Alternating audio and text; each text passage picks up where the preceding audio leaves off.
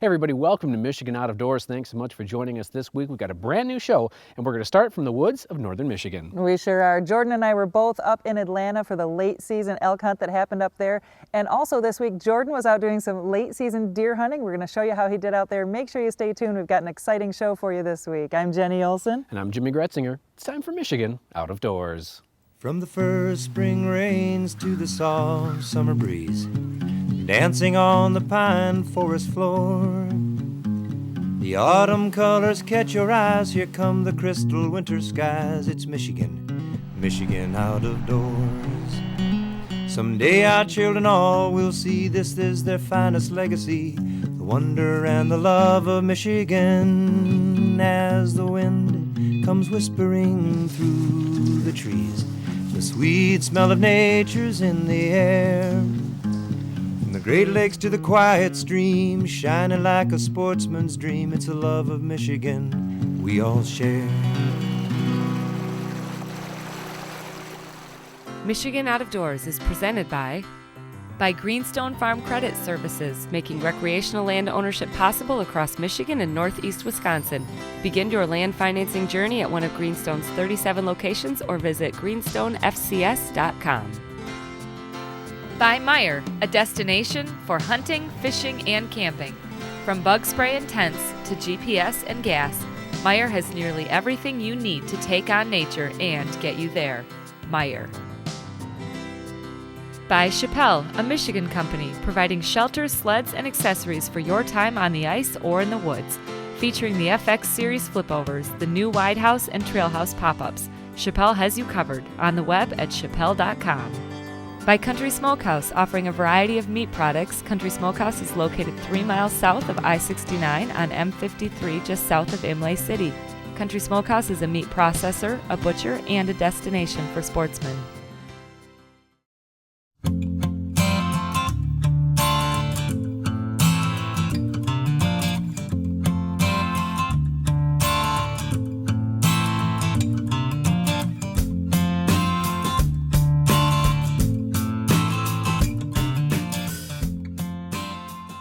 The dream for Michigan elk hunters starts in Atlanta for those lucky enough to draw a tag. This year, Jenny and I were taking the trip together and will be joining a couple of hunters from Elkview Cabins, a guide service ran by Bob Whitney. My hunter, John Way, was lucky enough to draw a bull tag in the core area. He told me about the process of drawing this elusive tag. Yeah, I applied for the early first 4 or 5 years, and then I got transferred to Iowa, and so I lost my points, and then I came back 12 years ago.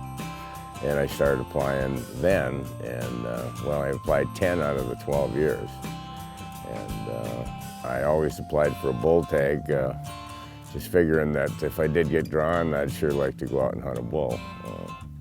And then this year I started thinking, well, I'm getting older and maybe I should apply for anything, but I still applied this year for a bull tag, and it was just amazing. I got that letter in the mail, and I opened it, and the first page says, "Congratulations, you drew a bull tag." And so I'm all excited.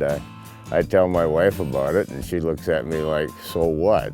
And she's still looking at me like, "So what?" But all my friends were excited for me. I've got 3 others, my son and 2 other buddies down here, and we're just having a great time. I spent the next couple of days hunting with John and our guide Leon. We did see a few bulls and lots of sign, but were unable to catch up with one on camera. John did, however, fill his tag later in the week. Meanwhile, Jenny and her bull hunter were having a little better luck. Well, on opening day, I'd be tagging along with hunter Dennis Prue and his brother Dean and guide Tim Simmons. I checked in with Tim for the morning strategy. What's the game plan? You were out scouting last night? Yep, we found 6 actually just before dark, so hopefully we can, 6 bulls. Hopefully we can find those this morning. All right, will they normally stay put? They're usually within a quarter mile. Nice. Usually, right. So. Okay, so drive out to the area and get out and hike around? That's the plan. If it comes together, we'll see. Okay. Morning, guys. Morning. Denny, are you ready for this? I am ready. Let's rock and roll. Cool, all right. Tim headed straight to the field where he had seen the bulls the night before, but another hunter was already set up there, so we moved on. We ran into Tim's brother Terry, who was guiding a cow hunter and had already run into another bull in the area. on the left-hand side. He's on this side. He's basically right in the 2-track, but he's in the clear cut, and he's going to move this way. Okay. Once we got the description on exactly where Terry had seen the bull, Tim crept in along the 2-track and found him right away. Now it was a matter of deciding if this bull was a shooter. We were well into legal shooting time, but my camera was still struggling with the low light conditions when I zoomed in and tried to focus on the elk. But it was still pretty exciting. 1, 2. He's a decent bull. There's 2 of them there. 2 bulls? Yep. You sure? One's to the left. Yep. Not a bad bull. We're gonna take him. It's your call. It was a dark morning. Of course, after legal shooting hours, we had quite a bit of darkness we had to deal with. Right off the bat, there's 3 bulls, and they were probably less than 100 yards from us. And we pulled up on them, glassed them, and one looked like a real nice bull, so we decided that's the one we're going to take. Problem is, we got out of the vehicle, and they were spooky.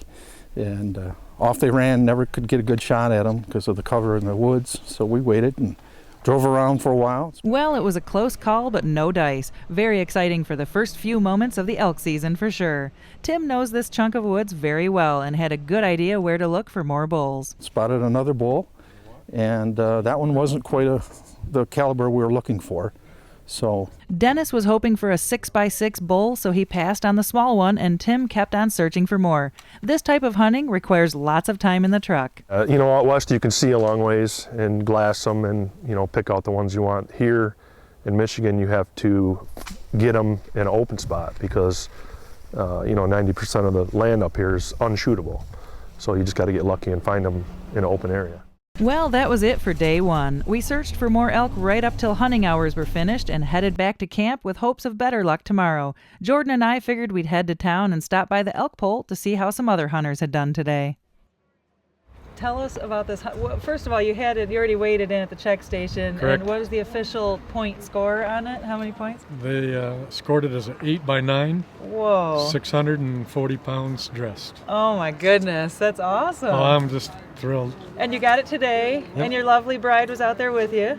So tell us how it went down. What happened out there? I got a call from one of the guys that, hey, there's a whole bunch of cars stopping out here looking at these 10 cows and a bull, and it looks to be a shooter. So I said, get that bull guy right over here. So I'm sitting there waiting for 10 cows and a bull to come out, and 9 bulls come running out. No way! And I just found out a minute ago, I thought it was a couple hundred yards. It was 260 yards in front of me.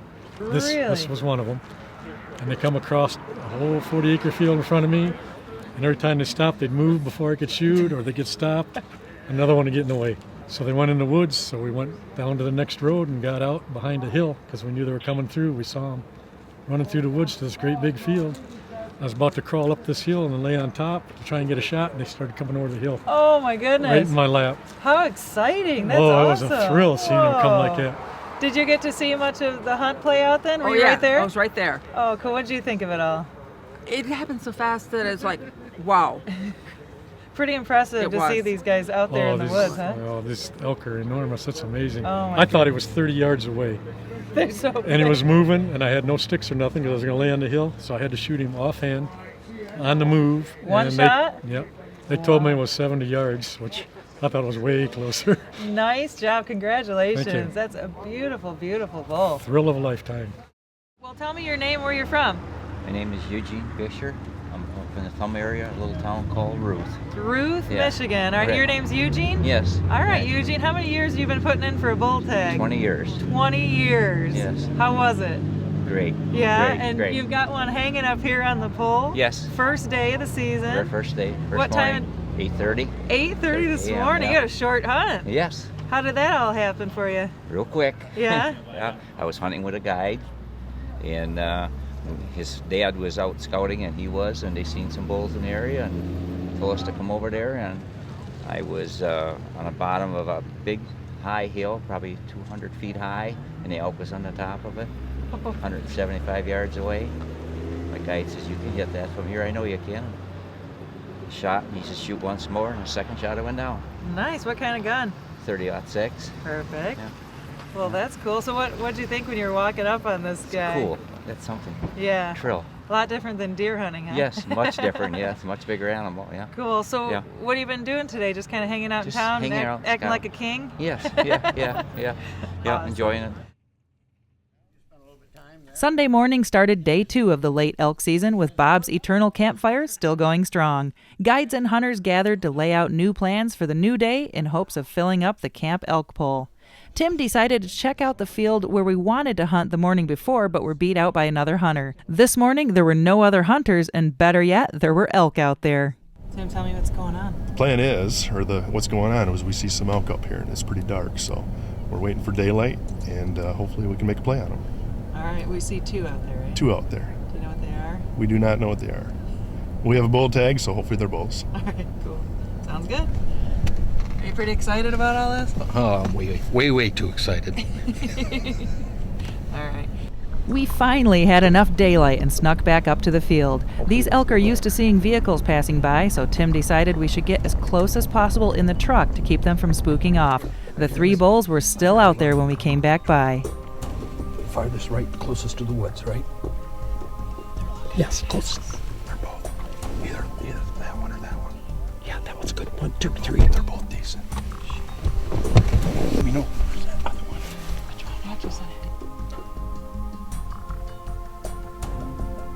The first one I thought might have been 4x5, just under what we were looking for. Somebody drew my attention to this other bull, and that was it.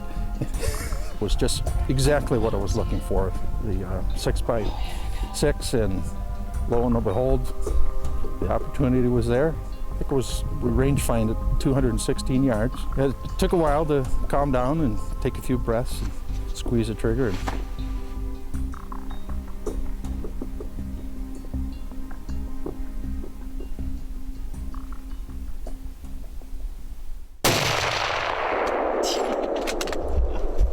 He's down. Is it down? He's down. He dropped. He dropped. Hold on, you might get up.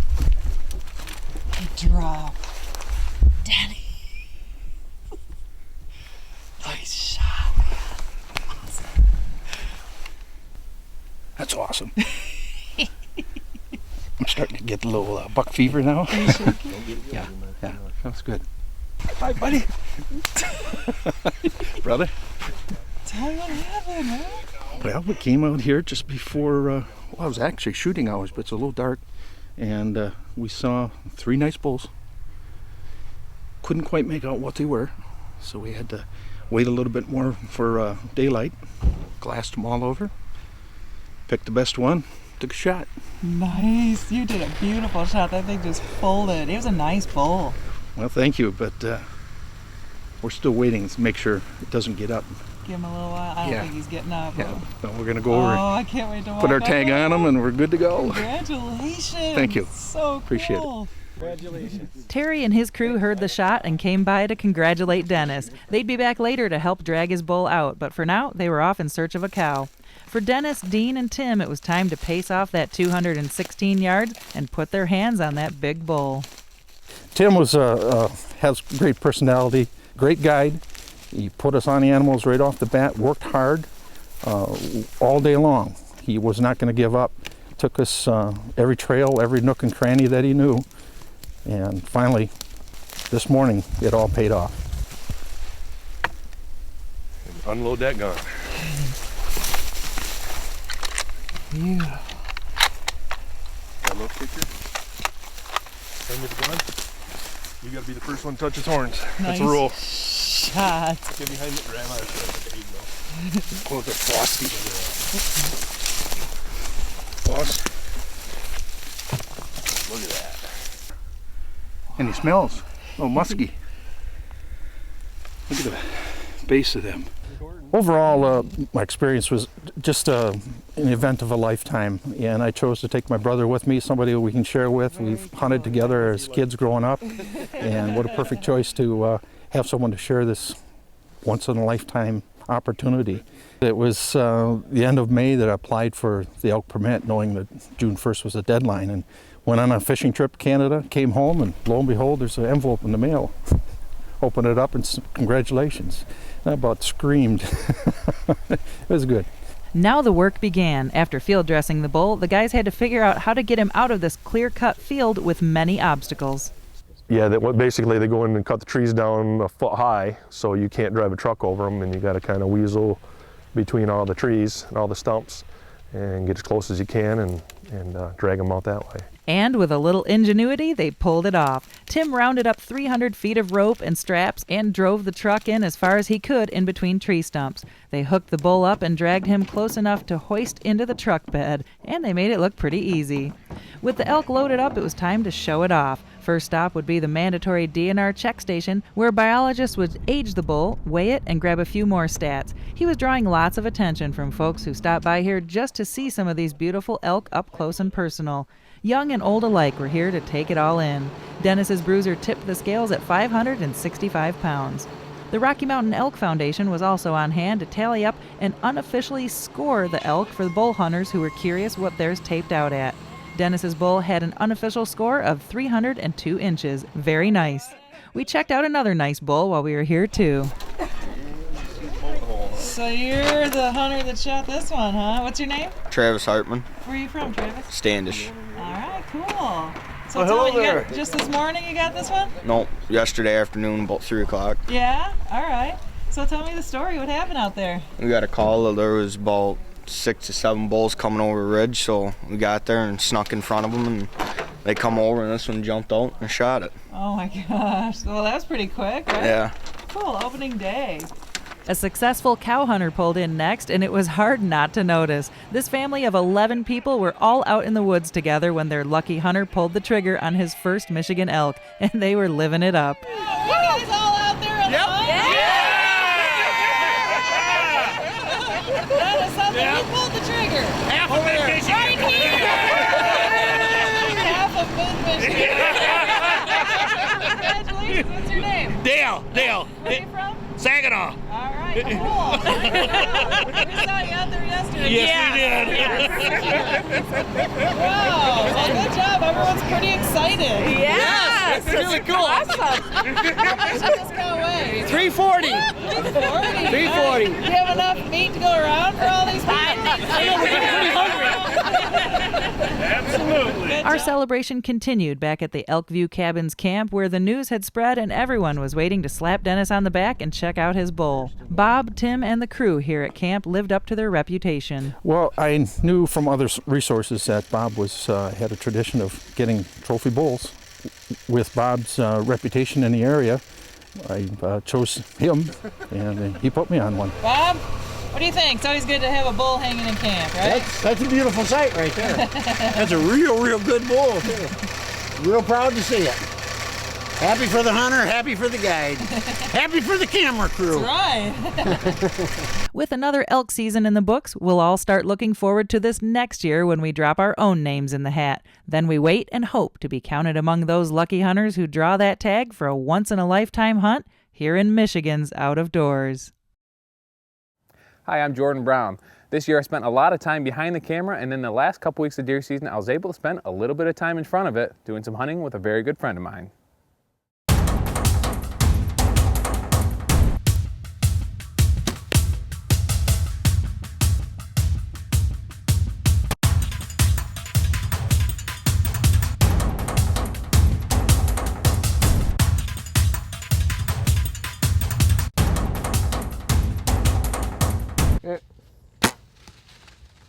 A few weeks back, I was able to spend some time in the tree with a good friend of mine looking to fill a doe tag. After starting with a swing and a miss, we were back in the tree a few nights later, looking for some redemption. Well, we just got set. It's November 27th. We're out trying to get some doe shot on our property. It's quite a bit cooler tonight than what it has been the last week or so. But hopefully that gets the deer on their feet. There's already 7 or 8 deer on the field when we walked in, so hopefully that's a good sign, and hopefully they'll come back out. But if they don't, I know there's other deer on this property that will, so hopefully we can get a doe in range and get one shot, get it all on camera, and then the cameraman's up. So we'll see what we can do.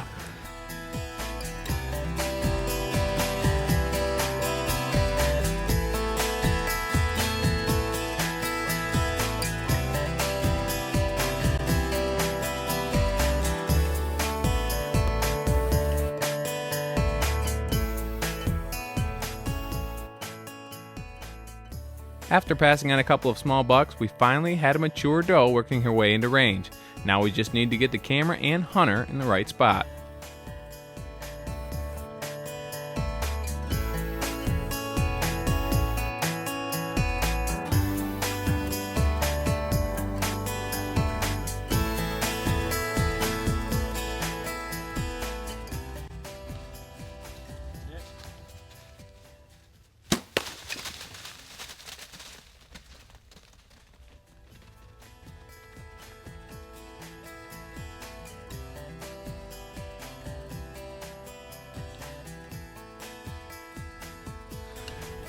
I think I put a pretty good hit on her. She came out with her button buck. There's still a couple does pretty close, but kind of surprised she made it that far. After reviewing the footage, we decided to give this doe some time, just in case the shot was a little back. Well, here's the arrow. We reviewed the footage and it looked like we hit her pretty good, but it's always good to go back and find the arrow and see what that looks like, and it's covering pretty good blood, so the broadhead's opened all the way, so we're pretty confident that she won't be too far. After a short track job, we found Justin's doe, his first of the season, and that meant it was my turn to hunt. Justin and his family were looking to take a few more antlerless deer off this particular piece of property and invited me back out a couple of weeks later. I too was looking for my first deer of the season. Well, it's December 17th. We're back in the blind we sat a couple of nights ago. We saw a ton of deer, but they came out at about 175 to 200 yards. I've made that shot before, but it's not super comfortable, and there's plenty of deer out on this farm, and they're pretty comfortable in here, so we thought we'd wait, come back another night, see if we get something within 100, something we know we can make a good shot on. It didn't take long, and the field filled up with deer. Now we just had to pick out a mature doe and make sure we could both get on her.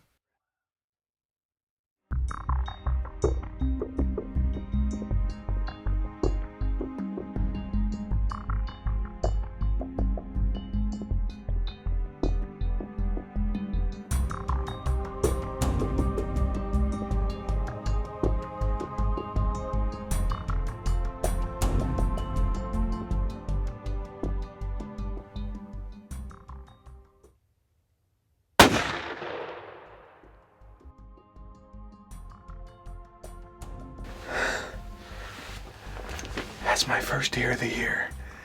We were about to get in a real bad way. Late season, we had 20 does out in front of us, and it was just a matter of time. And sure enough, I think it was one of the fawns got downwind of us, and she was starting to get a little nervous. So we had to switch does and get the camera, but I think we got everything aligned. And yeah, first deer of the year. So I'm excited. That for a second didn't look like it was gonna work out, so that's good. Well, my rookie cameraman pulled through just fine, and it felt nice to be the one pulling the trigger for once. After a somewhat disappointing deer season, it was nice to end it on a high note. When I wander far away, a dream stays with me night and day. It's the road that leads to my home state. I am a Michigan man. Changing seasons paint the scene like rainbow trout in a hidden stream. The white-tailed deer in the tall pine trees. I am a Michigan man. I am a Michigan man. Ask where I'm from and I'll show you my hands. Lord above, I love this land. I am a Michigan man. From the Keweenaw down to St. Joe, Kalamazoo, East to Monroe, to St. Marie and back again. I am a Michigan man. I am a Michigan man. Ask where I'm from and I'll show you my hands. Lord above, I love this land. I am a Michigan man. Thanks for joining us this week for Michigan Out of Doors. Make sure you join us over the next couple of weeks. We've got some steelhead river fishing to show you. We'll also be out trying to get some ice fishing if we've got some good ice.